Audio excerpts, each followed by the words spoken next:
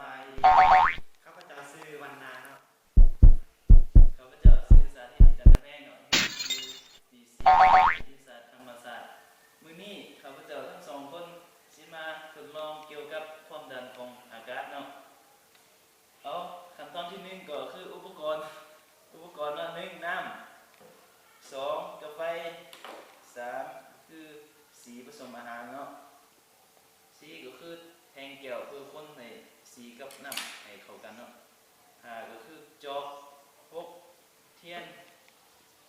เจ็ดก็คือจานเนาะวิธีการทดลองก็คือเฮาเอาสีเนาะ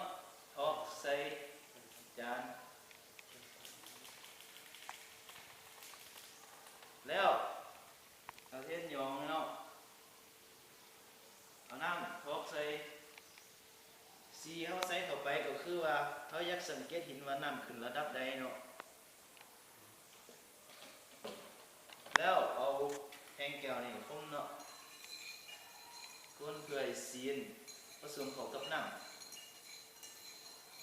ำหลังจากนั้นเขาก็เอากาแฟเนาะจุดเทียน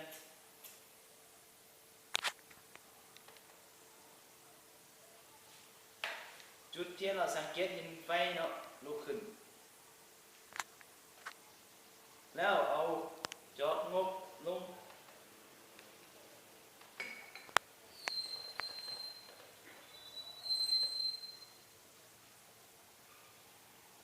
เอาเบื้องผลการทดลองของเราเนาะตัวนี้จะเป็นผลการทดลองของเราคือก่อนการทดลองกับหลังการทดลองมันจะแตกต่างกันเนาะเมื่อเราทดลองแล้วเราจะสังเกตเห็นว่าน้ำจะค่อยๆไหลเข้าไปในจอกเนาะ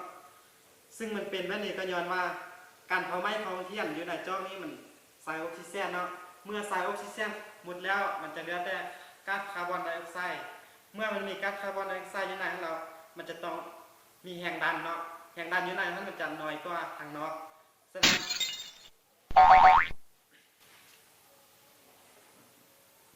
ฉะนั้นน้ำจึงสามารถไหลเข้าไปในจอกแก้วนี้ได้เนาะ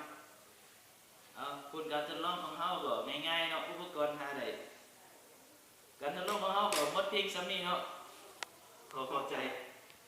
เนาะฉะนั้น